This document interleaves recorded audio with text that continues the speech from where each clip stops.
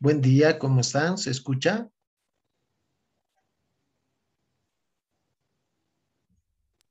Buen día, doctor. Buen Sí, se día, ya escucha. muchas gracias. Buenos días, ¿cómo están? Buen día, Andrea, Ariel, Mayra creo que es, ¿no? Luego Marco Antonio, Hernán y Mariluz. Ahora está entrando Miguel. Ya, buen día. El día de hoy tenemos que concluir el tema número 11, terminar de avanzar en esta sesión que tenemos, que es la rescisión y resolución de los contratos. Pero nuestro PGC acá incluye a la nulidad y anulabilidad. Con esto estaríamos terminando la parte general del avance de los contratos. Ya en la anterior clase estuvimos dando una introducción de la nulidad y anulabilidad. Decíamos que también es otra manera de invalidar contratos, eh, pero en este caso hay una diferencia puntual entre la nulidad y la anulabilidad, como vamos a lograr ver. Decíamos que hay legislaciones que solamente hablan de nulidad absoluta y hablan de nulidad relativa, ¿no? Entonces, nosotros hablamos de nulidad y anulabilidad. Pero esas legislaciones donde se refieren a la nulidad absoluta es lo que nosotros conocemos como nulidad simplemente. Y cuando nos hablan de nulidad relativa es lo que nosotros conocemos como anulabilidad. Así que si es que encuentran algún texto que hable solamente de nulidad y mencione la nulidad absoluta y relativa, es aquello a lo que se están refiriendo. El, ya para comenzar nuestro avance, veamos el concepto de lo que es nulidad.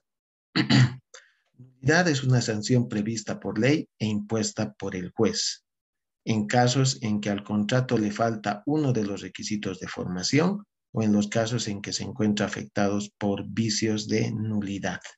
¿Sí?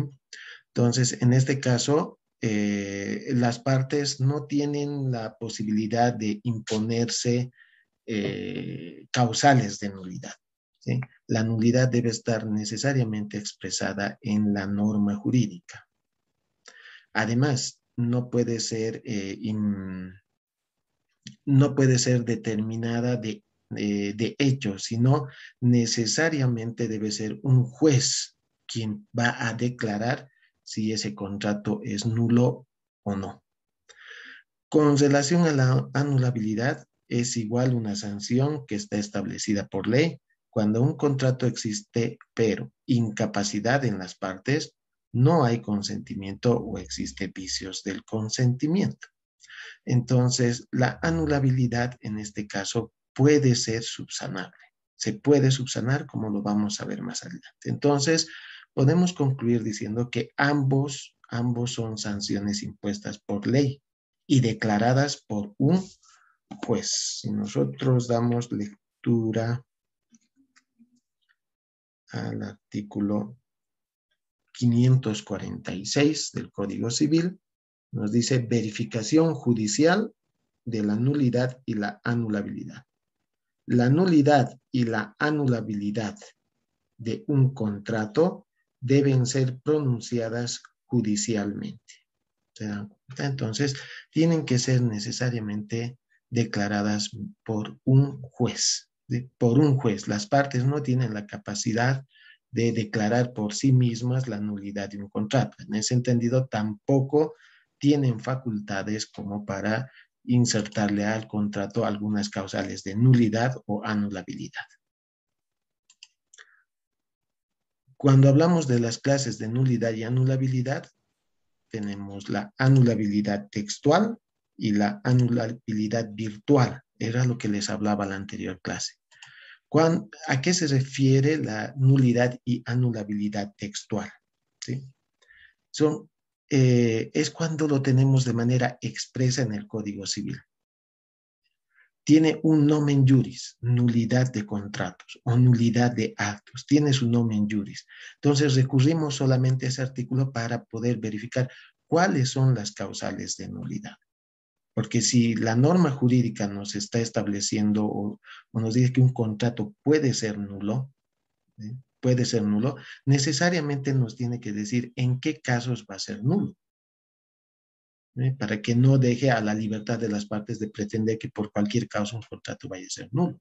Entonces, necesariamente, entonces, tanto la nulidad y la anulabilidad textual se refiere a que tienen un nomen juris. Está escrito en un determinado artículo del Código Civil. La nulidad lo tenemos en el 549. Ahí están las causales de nulidad textual. Casos de nulidad del contrato. El contrato será nulo. 1. Por faltar en el contrato objeto o la forma prevista por la ley como requisito de validez. 2. Por faltar en el objeto del contrato los requisitos señalados por ley. Ahí decían, ¿no? Objeto posible, objeto lícito y determinado o determinable. Por ilicitud de la causa y por ilicitud del motivo que impulsó a las partes a celebrar el contrato. Por error esencial sobre la naturaleza o sobre el objeto del contrato. Decíamos, el error esencial es el único de los vicios del consentimiento que acarrea la nulidad porque las partes nunca se van a poner de acuerdo. Y en los demás casos determinados por ley, ¿sí? Ahí ya se está refiriendo a qué? A la nulidad virtual, pero lo vamos a ver después. El artículo 554 ya nos dice cuáles son las causales o los casos en los que un contrato va a ser anulado. Casos de anulabilidad del contrato. El contrato será anulable, 1, por falta del consentimiento para su formación. 2, por incapacidad de una de las partes contratantes. 3, porque una de las partes, aún sin haber sido declarada interdicta, era incapaz de querer o entender en el momento de celebrarse el contrato. 4, por violencia, dolo, error sustancial sobre la materia o sobre las cualidades de la cosa. 5, por error sustancial sobre la identidad o las cualidades de las personas cuando ellas hayan sido la razón o motivo principal para la celebración del contrato. Y 6, en los demás casos determinados por ley. Entonces, estos artículos ya les hemos ido dando estudio durante todo este tiempo que estamos en el avance de nuestra materia. Pero ustedes vean, tanto el 549 y el 554 nos dice, también en otros casos que estén previstos por ley. Ahí nos estamos refiriendo a la nulidad virtual, ¿sí? La nulidad virtual se produce por violación de normas imperativas. No está expresamente en el artículo 549 ni en el 554, ¿sí? Sino está en otro artículo, ¿sí? Donde la norma jurídica de manera clara nos dice si el contrato es nulo o es anulable. Por ejemplo, el artículo 1299.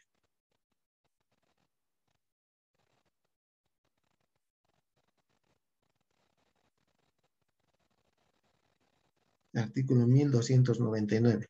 Documentos otorgados por analfabetos. Los documentos privados que otorgan analfabetos llevarán siempre sus impresiones digitales puestas en presencia de 2 testigos que sepan leer y escribir y que suscriban al pie, así como la persona que firme a ruego. Requisitos sin los cuales son nulos. ¿Ven? Entonces, en este caso ya de manera expresa nos está diciendo que si fallamos a esta norma que es imperativa, ¿sí? Este acto va a ser nulo. Ese documento va a ser nulo. Entonces, de manera, en el 1299 nos refiere que ese tipo de documento va a ser nulo en caso de que sea analfabeto y debe estar ante 2 testigos, pero se ponen las impresiones digitales, firman los testigos y un testigo a ruego más. Caso contrario, ese documento, ¿sí?, es nulo. Entonces, ese sería un ejemplo de nulidad virtual, perdón. Y de anulabilidad virtual, como hablamos creo en la anterior clase, el 471, ¿sí?, el contrato celebrado consigo mismo. El contrato celebrado por el representante consigo mismo, sea en nombre propio o en representación de un tercero, es anulable. ¿sí? Es anulable. ¿Por qué es anulable? En este caso, porque se puede confirmar o se puede ratificar. Aquí el poder dante puede ratificar lo hecho por su apoderado. Aquí decimos que el apoderado actúa como vendedor y como comprador a la vez. Vendedor en representación de su mandante y comprador como persona natural. ¿Sí? Entonces, suscribe el contrato y nos dice que por lo general en los contratos, para evitar el fraude, la norma jurídica de inicio presume que existe fraude, entonces lo declara con la anulabilidad. ¿Por qué? Porque se puede ratificar. El poder dante puede ratificar y puede decir, sí, doy por bien hecho, ¿sí?, la venta que ha realizado mi apoderado. Entonces, esas son las clases de nulidad. En resumen, la nulidad textual lo tenemos en el artículo 549 y la anulabilidad textual lo tenemos en el artículo 554. La nulidad virtual lo tenemos en otros artículos que no sean propiamente dichos el 549, como lo tenemos en el 1299, cuando la norma declara que es nulo si es que no se cumplen ciertas normas imperativas. Y la anulabilidad virtual lo tenemos en otro artículo del Código Civil que no sea propiamente dicho el 554, donde la norma jurídica de forma expresa nos dice que actos son anulables. Entonces, estas serían las clases de nulidad y anulabilidad.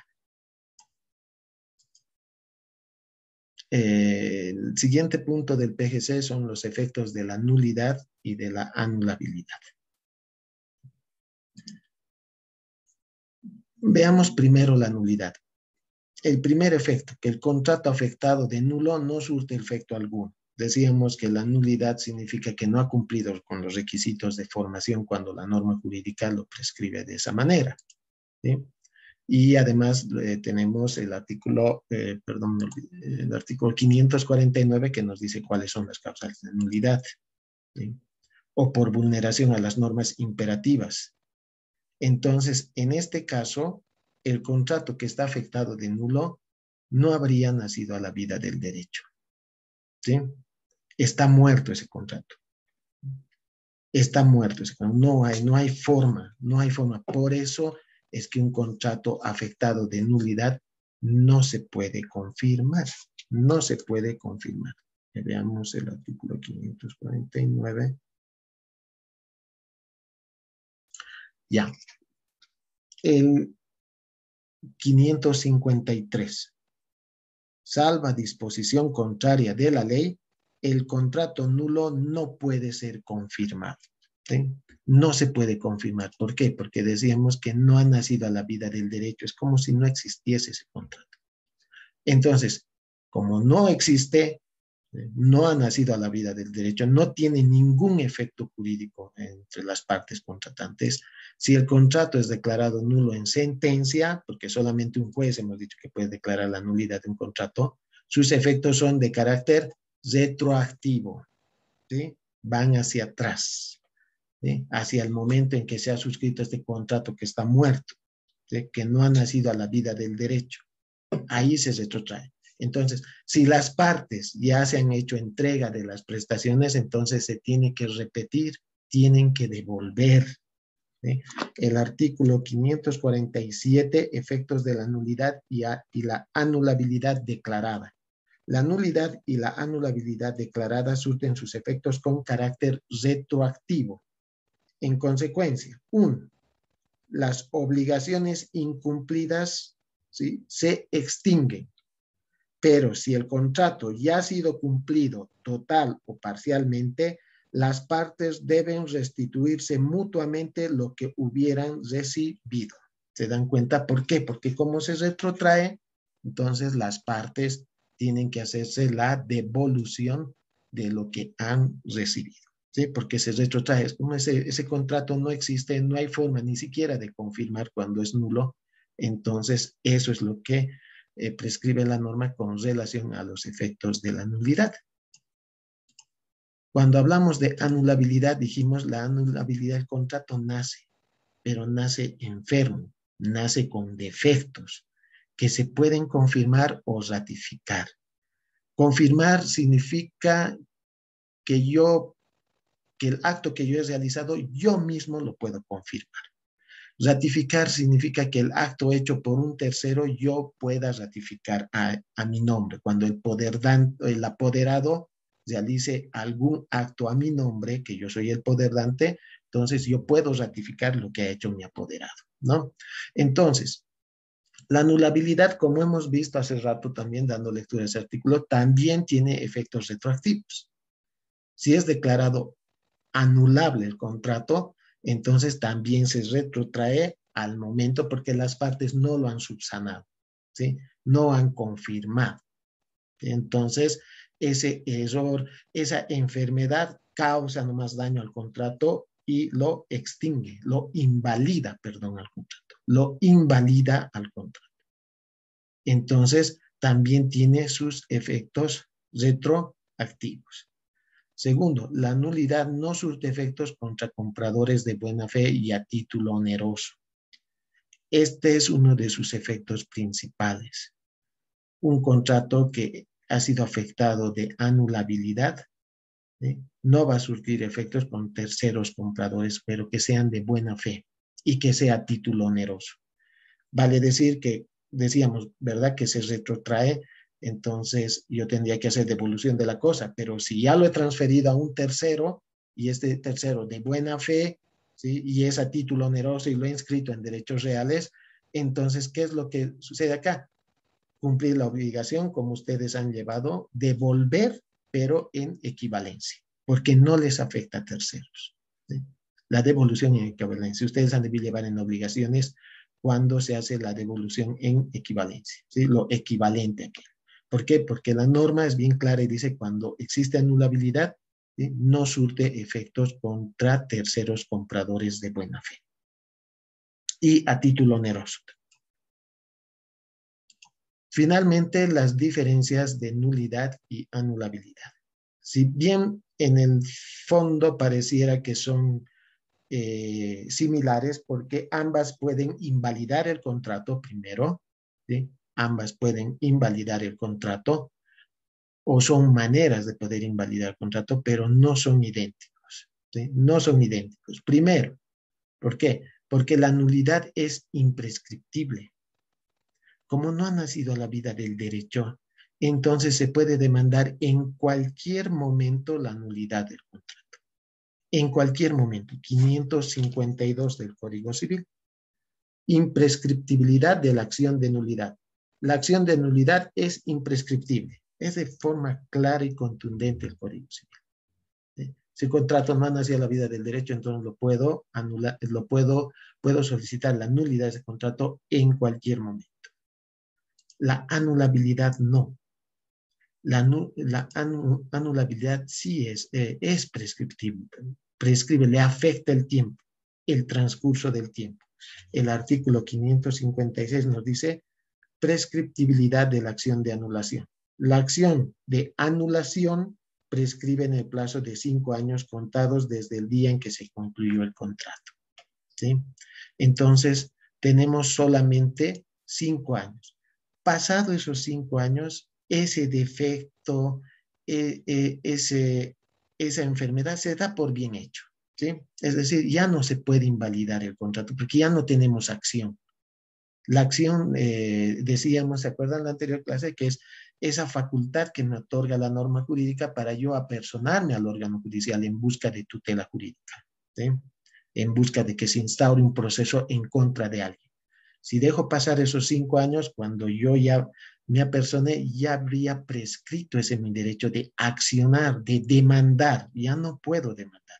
Entonces, ese defecto, esa enfermedad con la que está el contrato se da por bien hecho. Entonces, ¿sí? Ya es válido ese contrato. Ya no lo puedo invalidar. Ya no lo puedo invalidar. Segundo, la nulidad es de orden público, ¿sí?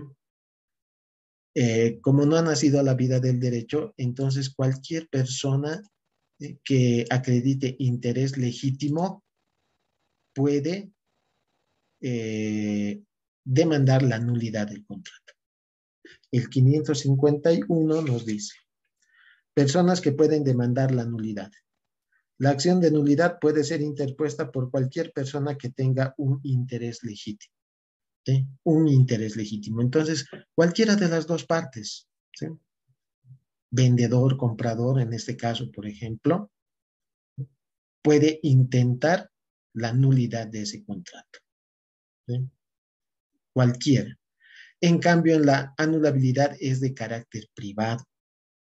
¿Sí? Es de carácter privado. El 555.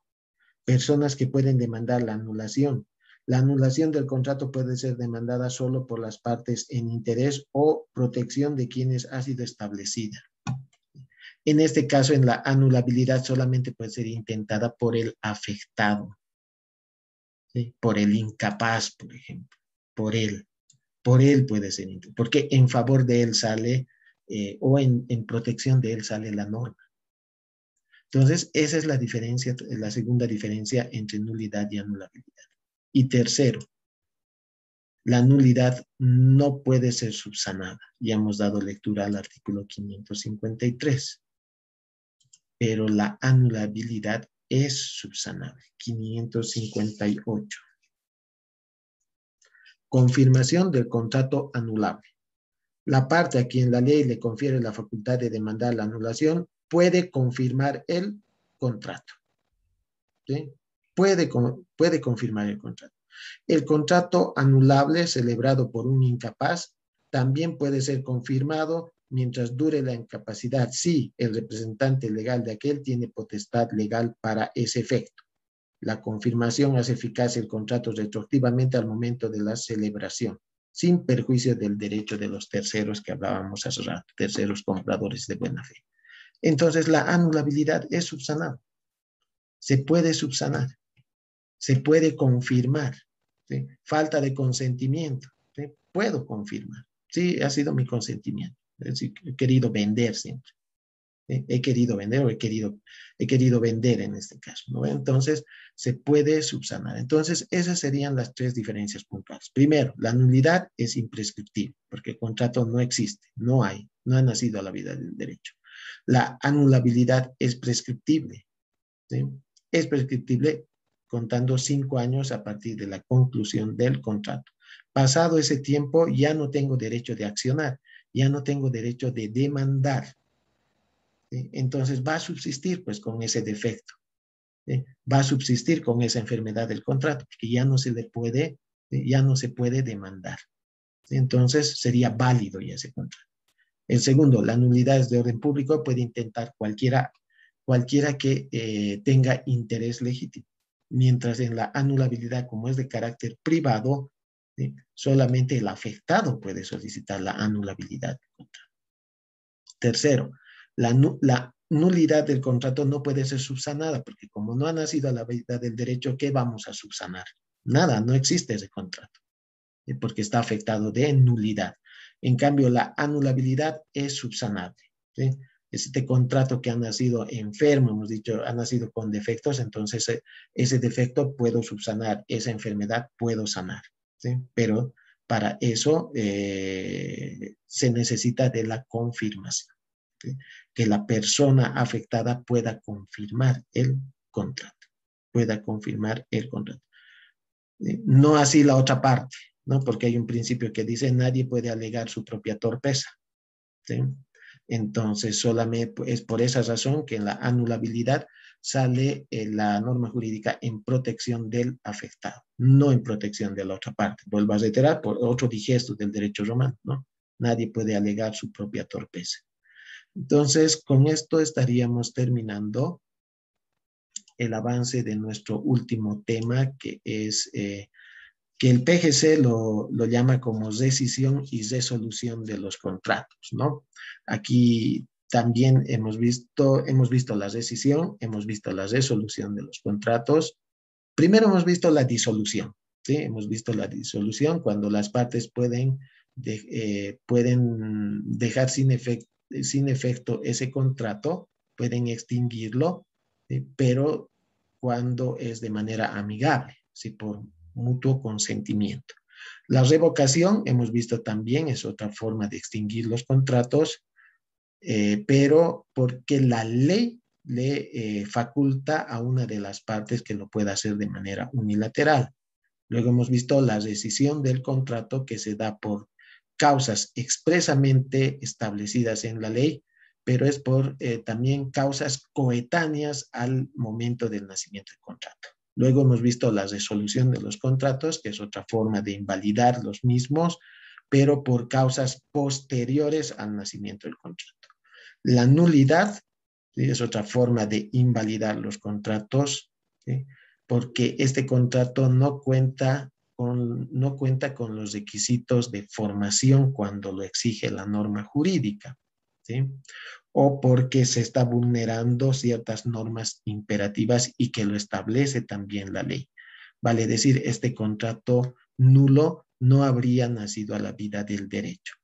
Y luego hemos visto la anulabilidad como otra manera de invalidar los contratos, ¿sí?, pero en este caso por causas también puntuales en la norma jurídica: falta de consentimiento, incapacidad de las partes, vicios del consentimiento principalmente, y cuando también algún artículo del Código Civil lo establezca como contrato anulable por faltar a ciertas normas imperativas. Entonces, son las cuatro formas o las cuatro maneras de invalidar los contratos. Con eso estaríamos concluyendo la primera parte. Y a partir de la siguiente semana, la segunda parte del PGC ya es, comenzamos a ver primero el contrato de venta o el contrato de compra-venta. Quizás alguna consulta, algún aporte, o si no pasamos a controlar la asistencia, por favor.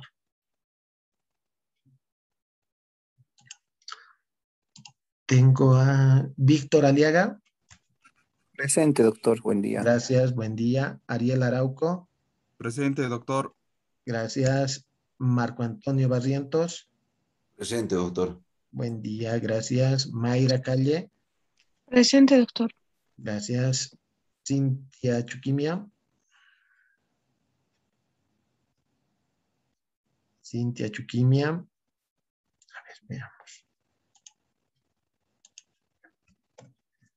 Hernán Crespo. Presente, doctor. Gracias. Mariluz Durán.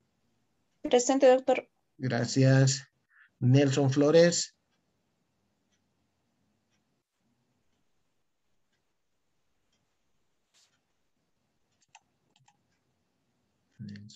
Aquí tengo dos. Ya, Cintia presente. Nelson Flores. Presente, doctor. Gracias. Miguel Flores.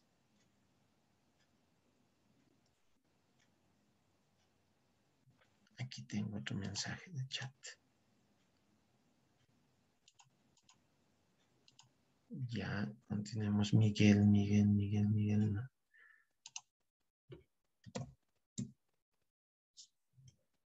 Tengo ahora Rafaela Montesinos. Presente, doctor. Buenos días. Buen día, gracias. Andrea Robles. Presente, doctor. Buen día. Buen día, gracias. Y Alan Romero. Muy bien. Listo, ya tengo consignado. A partir de la siguiente clase tenemos que acelerar un poco el avance porque tenemos que ganar algunas fechas para la participación en clases, ¿sí? Para ese cometido les pediría que ya puedan ustedes ir eligiendo cuál es el subtítulo, no todo un tema, porque no nos va a dar el tiempo. Entonces, para que puedan ir ya eligiendo un subtítulo del cual ustedes van a participar, como siempre lo hacemos, ¿verdad? Compartiendo la pantalla y ustedes participando, explicando ese subtítulo de una manera de hacer una retroalimentación para nuestro parcial. ¿Sí? Hemos quedado, a ver, me fijaré. Hemos quedado acá lo he anotado, acá. Derecho civil. Acá lo anoté. Hemos quedado para el 4 y 6 de noviembre, para el 4 y 6 de noviembre, realizar en esa semana la participación en clases, porque el 11 de noviembre ya es nuestra segunda evaluación. Así que, por favor, vayan ya preparando, porque el 4 y el 6 vamos a hacer ese cometido. Todavía tenemos 2 semanas de clases previa a esa semana. En esas 2 semanas vamos a avanzar el contrato de venta, donación y de arrendamiento. Vale decir que tenemos que ganar esas 2 fechas para poder realizar esa nuestra actividad. Pero lo vamos a poder lograr porque en realidad toda esta parte general se aplica a los contratos en particular. Claro que tienen siempre sus normas específicas con las que se regula, por ejemplo, la compra-venta. La compra-venta no solamente es compra-venta al contado, ¿no? Hay compra-venta a plazos, la compra de cosas que no están especificadas, ¿sí? Entonces, que ya hemos visto, por ejemplo, la compra con pacto de rescate, que no prevé nuestro PGC, pero que lo hemos visto en una clase. Entonces, solamente aquello, pero después ya hablar de el consentimiento en la compra-venta es cuando se ponen de acuerdo vendedor con comprador, ¿no? Donde los bits del consentimiento también se estudia de la misma manera en la compra-venta. El objeto será la cosa y el otro será el dinero, ¿sí? Y la causa será, mi causa de pagarte el precio es que primeramente me entregues el auto, y del otro, ¿verdad? La causa de recibir el dinero es que primeramente des el auto. Entonces, así viceversa. Entonces, ahí estaría el avance, es lo que prevé también, ¿no? La misma norma jurídica. Entonces, toda esta parte general se aplican a todos estos contratos, ¿ya? Entonces, nos estaríamos despidiendo. Tienen ustedes que realizar un control de lectura con relación al avance de esta semana, que se habilita a horas 10:30 y cierra a horas 11:10. Y una vez que empiecen a resolver, tienen el tiempo de 30 minutos, ya, para que no tengan problema de conexión de internet. Me despido entonces hasta la próxima semana. Hasta luego. Hasta luego, Doc. Buen fin de semana. Doctor. Gracias, hasta Hasta luego. luego. Hasta luego.